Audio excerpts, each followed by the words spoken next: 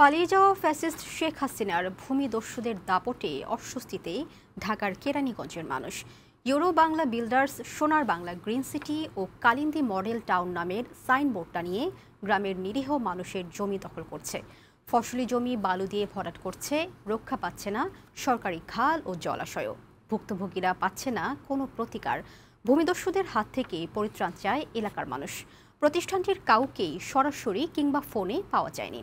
পুরান ঢাকার সংবাদদাতা ইকবাল কবিরের তথ্য ছবিতে রিপোর্ট করেছেন ফাহিম মোনায়েম। সোনার বাংলা হাউজিংয়ের নাম দিয়ে আওয়ামী লীগের সময়ে ঢাকার কেরানীগঞ্জে ব্যবসা শুরু করে euro Bangla builders and technology. সেই অনুষ্ঠানে তখনকার আইন প্রতিমন্ত্রী কামরুল ইসলামকে করে প্রধান অতিথি। কামরুলের প্রভাব খাটিয়ে সন্ত্রাসী বাহিনী দিয়ে গ্রামের নিরীহ মানুষের ফসলি জমি দখল শুরু করে ইউরো বাংলা বিল্ডার্স। আগে আওয়ামী লীগ ছিল, আওয়ামী লীগের বিশাল বড় একটা ইটা হতো। এখন বিএনপির সাথে মিলা জিলা মানে যে দল আসে আওয়ামী লীগের বিভিন্ন অঙ্গ সংগঠনের সাথে যুক্ত হয়ে তখনকার সময়ে প্রভাব খাটাত আনোয়ার হোসেন ও তার ৩ ভাই সাইদ হোসেন সুমন, সুজন ও রাসেল। কেরানীগঞ্জের বিভিন্ন এলাকায় সোনার বাংলা গ্রিন সিটি ও কালিন্দী মডেল টাউন নামে ক্ষমতা ও সন্ত্রাসী বাহিনীর ভয় দেখিয়ে গ্রামবাসীকে বাধ্য করে তাদের কাছে জমি বিক্রি করতে। পুরো জমিটা ওরা আটকে রাখছে। যখন আমাকে জমিটা আমরা চাইলে আমাকে বিভিন্ন ধরনের প্রথম চান্স আমাকে খেদায় দেয়, পরে আমাকে বিভিন্ন ধরনের মানুষ দেয়, বিভিন্ন ধরনের হুমকি দেওয়া। যারা জমি বিক্রি করতে রাজি না হয় তাদের উপর চালানো হতো নির্যাতন। অনেককে মিথ্যা মামলা দিয়ে হয়রানি করে বাড়িঘর ছাড়া করা হতো। এভাবে গত ১৫ বছর ধরে কেরানীগঞ্জের ভূমি মালিকদের উপর চালানো হতো নির্যাতন। সরকারি জমি, খাল, জলাশয় ভরাট করে দখলে নিয়েছে। ২০২৩ সালে ভ্রাম্যমাণ আদালত ১ লাখ টাকা জরিমানা ও জেল দিলেও তারপরেও থেমে থাকেনি দখল প্রক্রিয়া।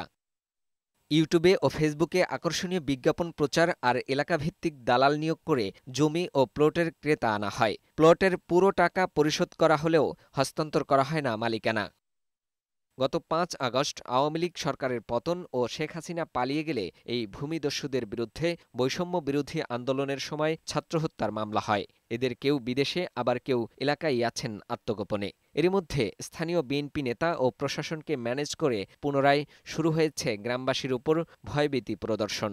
অফিস বন্ধ, গেইটে তালা দেয়া, কিন্তু বালু দিয়ে চলছে জমি ভরাট। ভুক্তভোগী অধিকাংশ গ্রামবাসী ভয়ে কথা বলতে চান না ক্যামেরার সামনে। তাদের সাফ কথা, পুলিশ ও প্রশাসন ওদের পক্ষে। জুলুম, অত্যাচারের কথা বললেই তাদের নামে মিথ্যা মামলা দিয়ে হয়রানি করে।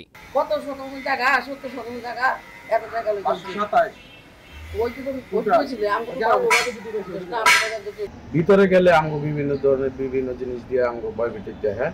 আমরা জমিতে যাইতেও পারি না, এমনকি কারো কাছে বিক্রি করতে পারি না, আমরা নিজের দখলে খাইতে পারি না। ঘটনার সত্যতা জানতে সোনার বাংলা গ্রিন সিটি ও কালিন্দী মডেল টাউনে গেলে ভেতরে ঢুকতে দেওয়া হয়নি এবং তাদের কেউ কথা বলতে রাজি হয়নি। বারবার ফোন ও মেসেজ দিয়েও তাদের পাওয়া যায়নি।